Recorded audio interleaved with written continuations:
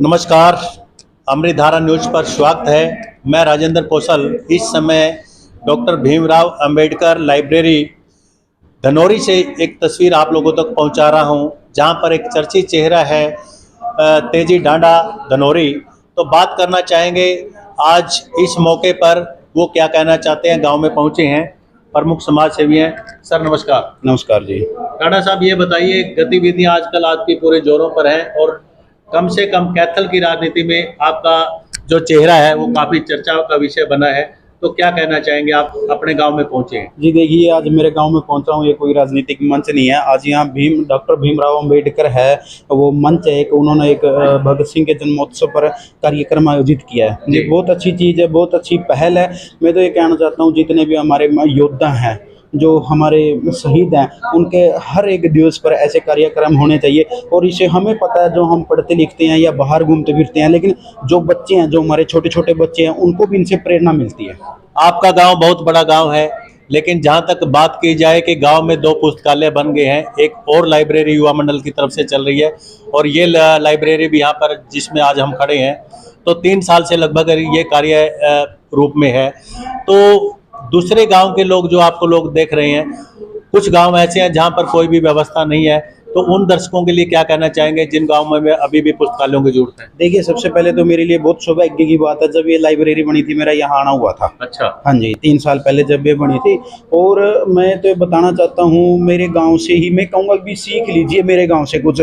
मेरे गांव में 3 लाइब्रेरियाँ हैं और उससे जो आसपास के क्षेत्र है, देखियो, अगर आपके गाँव में लाइब्रेरी नहीं है तो आप मेरे गाँव में भी आके पढ़ सकते हैं। ये सबके लिए खुली है, ये कोई ये नहीं है कि भाई यहाँ पे यही बच्चे पढ़ेंगे। अगर आसपास की मेरी बहनें हैं जहाँ लाइब्रेरी नहीं है, वो कैथल नहीं जा सकती, तो धनौरी आके बैठ के पढ़ सकती है। तो आपका ये मानना है कि जो आसपास के ग्वांडों के बच्चे हैं, जिनके पास ये व्यवस्था लाइब्रेरी की नहीं है, अगर वो भी यहाँ पर आना चाहें धनौरी में, तो वो भी इसका फायदा उठा सकते हैं और अपने भविष्य को कहीं ना कहीं शिक्षा से जोड़ करके, ज्ञान अर्जित करके आगे बढ़ा सकते हैं।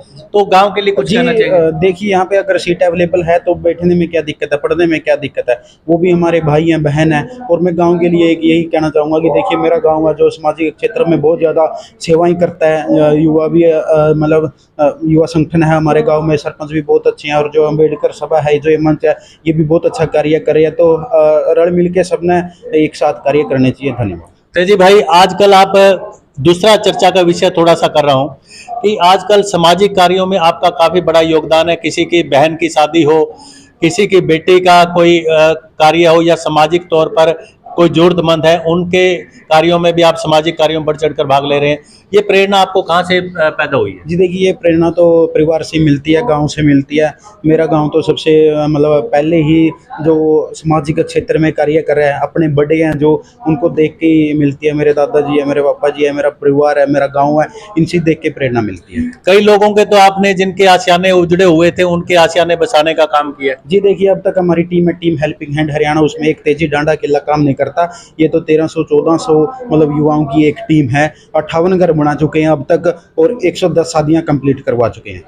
तो आपके गांव में हर्षित छिकारा भी आए, तो वो यहाँ पर अपनी एक कहीं ना कहीं मौजूदगी दर्ज कराई है उन्होंने। तो ऐसे लोग जो बढ़ चढ़ करके कहीं ना कहीं मीडिया लेवल पे आगे हाईलाइट हो रहे हैं, उनके लिए क्या कहना चाहोगे? जी देखिए, अगर मेरे गांव में आया तो उनका मेरे गांव में स्वागत है। अगर कुछ अच्छा कार्य करना चाहते हैं हम भाई के साथ, हम उससे कोई नाराजगी नहीं करेंगे कि भाई आप हमारे गाँव में आए हैं तो कहीं कुछ कटाक्ष करेंगे नहीं। अगर आई हैं, अगर कुछ अच्छा काम करना चाहते हैं तो हम उनके साथ हैं।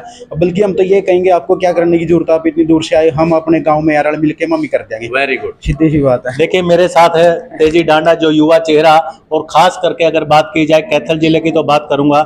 इसके अलावा जो खास तौर पर बात है वो है कलायत हल्के की। तो कलायत हल्के में कहीं ना कहीं तेजी डांडा का नाम आजकल सुर्खियों में है, मीडिया लेवल पे भी। तो हमने उनसे बात करने का और आप लोगों तक उनके विचार पहुंचाने का प्रयास किया। फिर नए चेहरे से हम आपको मिलवाएंगे। तब तक बने रहिए राजेंद्र कौशल के साथ। जय हिंद, जय भारत।